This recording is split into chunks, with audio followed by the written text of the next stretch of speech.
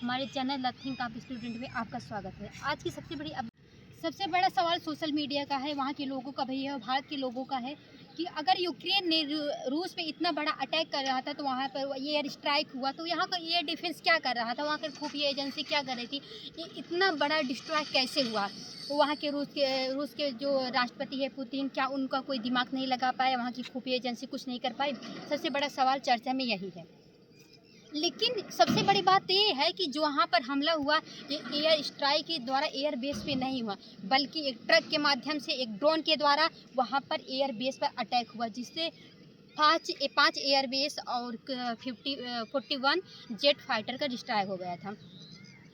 तो एक ट्रक के माध्यम से, जो ट्रक हमारे खाने पीने वाले निजी खाने पीने वाले सामान को रोज़मर्रा के जीवन में लेके जाता आता है, उसके माध्यम से 117 ड्रोन, उस दो ड्रोन थे FPV ड्रोन थे, फर्स्ट पर्सन व्यू। इस ड्रोन को वहाँ तक, उसके अंदर तक, और सबसे बड़ी बात है कि रूस के अंदर 6,000 किलोमीटर से 5,000 से 6,000 किलोमीटर तक अंदर तक गया है।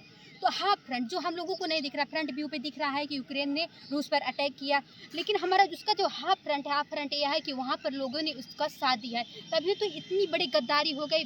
6,000 किलोमीटर, 5,000 से 6,000 किलोमीटर अंदर तक जाना बहुत बड़ी बात होती है कि वो कैसे गया। आखिर वहाँ पर लोगों ने उनका सपोर्ट किया होगा। तो ये बात बहुत चर्चा में है कि कैसे गया, और वहाँ पर जो ड्रोन हुआ उसको रिमोट कंट्रोल के द्वारा 20 किलोमीटर के अंदर ही ऑपरेट किया जा रहा था। लेकिन क्या पुतिन इस पर खामोश बैठेंगे? सबसे बड़ा सवाल ये था। लेकिन इसके कुछ टाइम पहले जब युद्ध स्टार्ट हुआ रूस और यूक्रेन का, बार बार ये चर्चा चल रही थी कि रूस जो है यूक्रेन को 3 दिन में नष्ट कर देगा, उसके दाएं बाएं हाथ का खेल है, 1 हफ्तों का खेल है, ये युद्ध 1 हफ्तों तक चलेगा। हाँ, अगर देखा जाए परमाणु हथियार के मामले में रूस जो है यूक्रेन से बहुत आगे है। परमाणु हथियार के मामले में, अर्थव्यवस्था में, हर चीज़ में रूस जो है यूक्रेन से बहुत आगे है। परमाणु हथियार के मामले में रूस जो है दूसरे नंबर पे है, यूक्रेन जो है 20वें नंबर पे। अगर वो चाहता तो पूरी तरह से उसको तहस नहस कर देता, लेकिन उसकी कोई मदद कौन कर रहा है? तो नाटो दोस्त, और कहीं कहा जा रहा है कहीं इनडायरेक्टली कोई सपोर्ट कर रहा है तो संयुक्त राज्य अमेरिका है।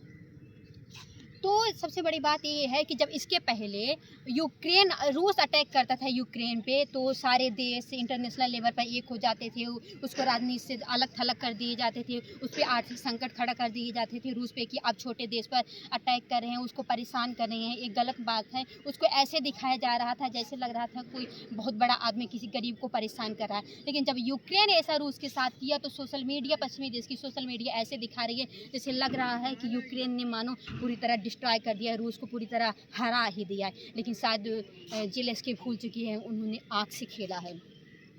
तो पुतिन, क्या सबसे बड़ा सवाल है, क्या पुतिन इस पे चुप बैठेंगे? क्या सीज फायर की बात होगी?